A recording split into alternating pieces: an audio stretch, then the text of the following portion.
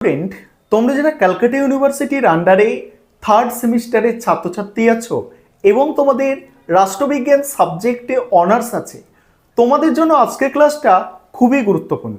আজকের ক্লাসে তোমাদের ডিএসসিসি 3 পেপার থেকে গুরুত্বপূর্ণ 4টে 5 নম্বরের প্রশ্নের উত্তর নিয়ে আলোচনা করব।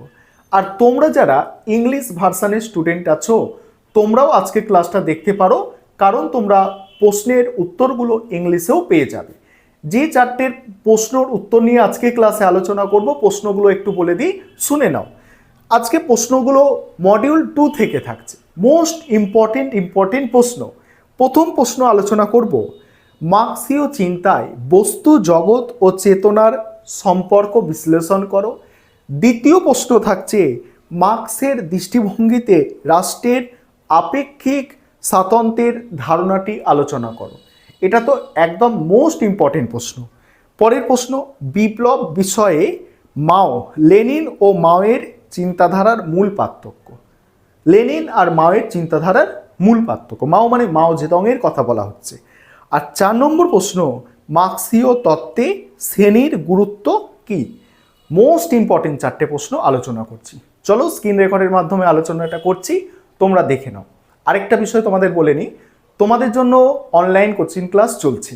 তোমরা যদি কেউ পেড ব্যাচে অ্যাডমিশন নিতে ইচ্ছুক থাকো, স্ক্রিনে যে নম্বর দেখতে পাচ্ছ এই নম্বরে যোগাযোগ করে পেড ব্যাচে অ্যাডমিশন নিতে পারো বা স্টাডি মেটেরিয়াল পারচেস করতে পারো। তোমাদের জন্য এই 3টে পেপারের তোমাদের থার্ড সেমিস্টারে স্টাডি মেটেরিয়াল তৈরি করা হয়েছে, তোমরা চাইলে স্টাডি মেটেরিয়ালও পারচেস করতে পারো। চলো তোমরা প্রশ্নের উত্তরগুলো দেখে নাও। এবার তোমরা প্রশ্ন উত্তরগুলো দেখে নাও। প্রথমে বাংলায় আমি প্রশ্ন উত্তরগুলো আলোচনা করছি, তারপর তোমরা যারা ইংলিশ ভার্সনের স্টুডেন্ট আছো তোমরা ইংলিশে প্রশ্ন উত্তরগুলো পেয়ে যাবে। দেখো, প্রথম প্রশ্ন যেটা খুবই গুরুত্বপূর্ণ প্রশ্ন, প্রত্যেকটা প্রশ্নই, মার্ক্সীয় চিন্তায় বস্তু, জগৎ ও চেতনার সম্পর্ক বিশ্লেষণ করো। এগুলো 5 নম্বরের প্রশ্ন, 100 শব্দের মধ্যে লিখতে হয়। কিভাবে গুছিয়ে লিখবে দেখে নাও। মার্ক্সীয় চিন্তাধারায় বস্তু, জগৎ ও চেতনার সম্পর্ক দ্বান্দ্বিক বস্তুবাদ অর্থাৎ ডায়ালেকটিক্যাল মেটালিজম দ্বারা ব্যাখ্যা করা হয়, অর্থাৎ দ্বান্দ্বিক বস্তুবাদ দ্বারা ব্যাখ্যা করা হয়। কার্ল মার্কস, ফ্রেডরিক এঙ্গেলসের মতানুসারে বস্তু জগৎই প্রাথমিক এবং চেতনা তারই এক প্রতিফলন। কি বলা হচ্ছে দেখো, বলছে বস্তু জগৎ প্রাথমিক এবং চেতনা তারই এক প্রতিফলন, অর্থাৎ মানুষের চেতনার উৎপত্তি বস্তু জগতের মধ্যে দিয়ে হয়েছে।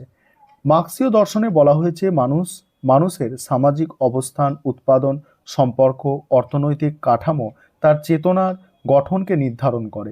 বস্তু জগৎ বাস্তবতা যেমন উৎপাদন ব্যবস্থা সম্পর্ক পরিবর্তিত হলে মানুষের চেতনারও পরিবর্তন ঘটে। লাইনটা ভালো করে বোঝো, খুব ভালো করে লেখা হয়েছে যাতে তোমরা ভালো নম্বর পাও লিখলে। বস্তু জগৎ বাস্তবতা যেমন উৎপাদন ব্যবস্থা ও সম্পর্কের পরিবর্তন হলে মানুষের চেতনারও পরিবর্তন ঘটে। উদাহরণস্বরূপ, সামন্তবাদ থেকে পুঁজিবাদের পরিবর্তনের ফলে মানুষের জীবনধারা ও ভাবনায় আমূল পরিবর্তন আসে। তারপর দেখো, তবে মার্ক্সবাদীরা চেতনাকে একেবারে গৌণ মনে করেন না, বরং তারা বলেন চেতনা সমাজের পরিবর্তনের ক্ষেত্রে সক্রিয় ভূমিকা রাখে। বিপ্লবী চেতনা সমাজের আর্থসামাজিক কাঠামো পরিবর্তনে সাহায্য করতে পারে। সুতরাং মার্ক্সীয় দর্শনে বস্তু ও চেতনার সম্পর্ক পারস্পরিক নির্ভরশীল হলেও বস্তু জগৎ বাস্তবতাই মূল চালিকা শক্তি যা চেতনাকে গঠন ও নিয়ন্ত্রণ করে। এবারে কি আছে দেখো, পরের প্রশ্ন, মার্ক্সীয় দৃষ্টিভঙ্গিতে রাষ্ট্রের আপেক্ষিক স্বাতন্ত্র্যতার ধারণাটি আলোচনা করো। মোস্ট ইম্পর্টেন্ট প্রশ্ন, রাষ্ট্রের আপেক্ষিক স্বাতন্ত্র্যতার ধারণা। কি বলা হচ্ছে দেখো, মার্ক্সীয় দৃষ্টিভঙ্গি অনুসারে রাষ্ট্র মূলত শাসক শ্রেণীর স্বার্থ রক্ষা করার জন্য গঠিত একটি প্রতিষ্ঠান। তবে কিছু মার্ক্সবাদী চিন্তাবিদ, বিশেষ করে নিও মার্ক্সবাদীরা রাষ্ট্রের আপেক্ষিক স্বাতন্ত্র্য ধারণা উপস্থাপন করেন। এই দৃষ্টিভঙ্গি অনুসারে রাষ্ট্র কেবলমাত্র শাসক শ্রেণীর সরাসরি নিয়ন্ত্রণাধীন নয়, বরং কখনো কখনো এটি কিছু স্বাতন্ত্র্য নীতি গ্রহণ করে যা শাসক শ্রেণীর স্বার্থের বিরুদ্ধে গেলেও সমাজের সামগ্রিক স্থিতিশীলতা বজায় রাখার জন্য প্রয়োজনীয় হয়ে ওঠে। তারপরে কি বলা হচ্ছে দেখো, নিও মার্ক্সবাদী চিন্তাবিদ অ্যান্টোনিও গামসি এবং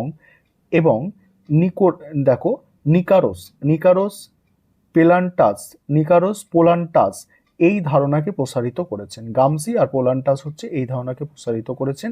গামসি বহুদিক এবং সাংস্কৃতিক আধিপত্য তত্ত্বের মাধ্যমে দেখান যে শাসক শ্রেণী কেবল বল প্রয়োগের মাধ্যমেই শাসন করে না, বরং আদর্শগত ও সাংস্কৃতিক প্রভাব বিস্তার করেও নিজেদের কর্তৃত্ব বজায় রাখে। আর পোলান্টাস দেখান যে রাষ্ট্র কখনো শ্রমিক শ্রেণীর দাবির প্রতি সংবেদনশীল হয়ে ন্যূনতম কল্যাণমূলক পদক্ষেপ নেয় যাতে পুঁজিবাদী শাসন অব্যাহত রাখা যায়। এবার অর্থাৎ কি বলা হচ্ছে দেখো, অর্থাৎ রাষ্ট্র সবসময় শাসক শ্রেণীর প্রত্যক্ষ নিয়ন্ত্রণে থাকলেও এটি কিছু সীমিত মাত্রায় স্বতন্ত্রভাবে কাজ করতে পারে, তবে এই স্বতন্ত্র কখনো শাসক শ্রেণীর মৌলিক স্বার্থের বিপরীতে যায় না, বরং তাদের আধিপত্য বজায় রাখার জন্য একটি কৌশল হিসাবে ব্যবহৃত হয়। তারপরে কি বলা হচ্ছে দেখো, বিপ্লব বিষয় লেনিন ও মাওয়ের চিন্তার মূল পার্থক্য আলোচনা করো। পরের প্রশ্ন আর কি দেখো, লেনিন ও মাও সেতুং উভয়ই, মাও সেতুং আর মাও জেদং একই কিন্তু নাম, এটাও মনে রাখবে। উভয়ই মার্ক্সবাদী বিপ্লবী নেতা হলেও তাদের বিপ্লব সংক্রান্ত দৃষ্টিভঙ্গিতে গুরুত্বপূর্ণ পার্থক্য রয়েছে।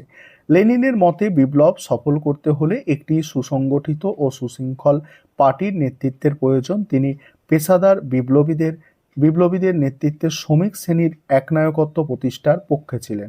1917 সালে রুশ বিপ্লবে লেনিনের বলশেভিক পার্টি কেন্দ্রীয় ভূমিকা পালন করে। তার মতে বিপ্লব মূলত নগরকেন্দ্রিক এবং শিল্প শ্রমিক শ্রেণীর চালিকা শক্তি। তারপরে কি, অন্যদিকে মাও সেতুং চীনের বাস্তবতা বিবেচনায় লেনিনের তত্ত্বের ওপর নতুন মাত্রা যোগ করেন। তিনি কৃষকের ভূমিকা বিশেষভাবে গুরুত্ব দেন এবং গ্রামকেন্দ্রিক বিপ্লবের ধারণা প্রচার করেন। তার মতে কৃষকরাই সংখ্যাগরিষ্ঠ ও নিপীড়িত শ্রেণী, যারা দীর্ঘমেয়াদী গণযুদ্ধের মাধ্যমে বিপ্লব সফল করতে পারে। চীনের বিপ্লব কৃষকদের নেতৃত্বেই সফল হয়, যা লেনিনের শিল্প শ্রমিক কেন্দ্রিক মতবাদের সঙ্গে পার্থক্য সৃষ্টি করে। সুতরাং লেনিন বিপ্লবকে শ্রমিক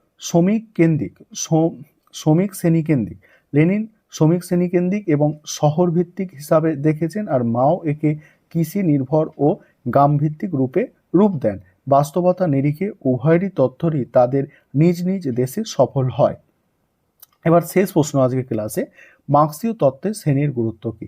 কার্ল মার্ক্সের দৃষ্টিতে শ্রেণী সমাজের মূল কাঠামো এবং পরিবর্তনের প্রধান চালিকা শক্তি। তার মতে সমাজ মূলত দুটি প্রধান শ্রেণীতে বিভক্ত, বুর্জোয়া মালিক এবং প্রোলেতারিয়েট অর্থাৎ শ্রমিক। বুর্জোয়ারা উৎপাদনের উপকরণের মালিক, আর প্রোলেতারিয়েটরা নিজেদের শ্রমশক্তি বিক্রি করে টিকে থাকে। তারপর কি বলা হচ্ছে দেখো, মার্ক্সীয় তত্ত্ব অনুসারে শ্রেণী সংগ্রাম ইতিহাসের প্রধান চালিকা শক্তি। প্রতিটি সমাজ ব্যবস্থায় শ্রেণীর স্বার্থ সংঘাত দেখা যায়, যা সমাজের পরিবর্তনের পথ তৈরি করে। সামন্তবাদ থেকে পুঁজিবাদ এবং পুঁজিবাদ থেকে সাম্যবাদের উত্তরণের মূল চাবিকাঠি হলো শ্রেণী সংগ্রাম। লেনিন মার্ক্সবাদকে আরও বিকাশ ঘটিয়ে শ্রেণীর গুরুত্ব নতুনভাবে ব্যাখ্যা করেন। তার মতে শ্রেণী নির্ধারিত হয় উৎপাদনের উপকরণের সঙ্গে সম্পর্ক এবং মানুষের অবস্থানের উপর ভিত্তি করে। লেনিন শ্রেণী চেতনার ওপর গুরুত্ব দেন এবং বলেন, শুধু অর্থনৈতিক শোষণ নয়, রাজনৈতিক সংগঠন ও বিপ্লবী চেতনার মাধ্যমেই শ্রমিক শ্রেণী মুক্তি পেতে পারে। তিনি অগ্রণী দল বা ভ্যানগার্ড পার্টির ধারণা দেন, যা শ্রমিক শ্রেণীকে সংগঠিত করে বিপ্লবের দিকে নিয়ে যায়। তারপর দেখো কি বলা হচ্ছে, অর্থাৎ মার্ক্সীয় তত্ত্বে শ্রেণী শুধু অর্থনৈতিক বিভাজন নয়, বরং রাজনৈতিক সামাজিক পরিবর্তনের মূল নিয়ামক। লেনিন এই ধারণাকে আরও সুসংগঠিত করে বিপ্লবী সংগ্রামের আবশ্যকতা তুলে ধরেছে, যা পুঁজিবাদী শোষণের অবসান ঘটিয়ে সামন্ততন্ত্র ও সাম্যবাদ প্রতিষ্ঠার পথ তৈরি করে। এবার তোমরা যারা ইংলিশ ভার্সনের স্টুডেন্ট আছো, তোমরা প্রশ্নের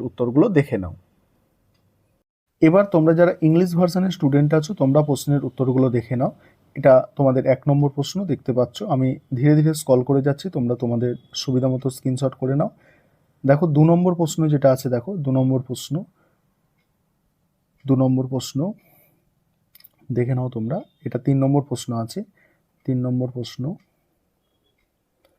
তারপরে দেখো শেষ প্রশ্ন অর্থাৎ 4 নম্বর প্রশ্নটা দেখে নাও।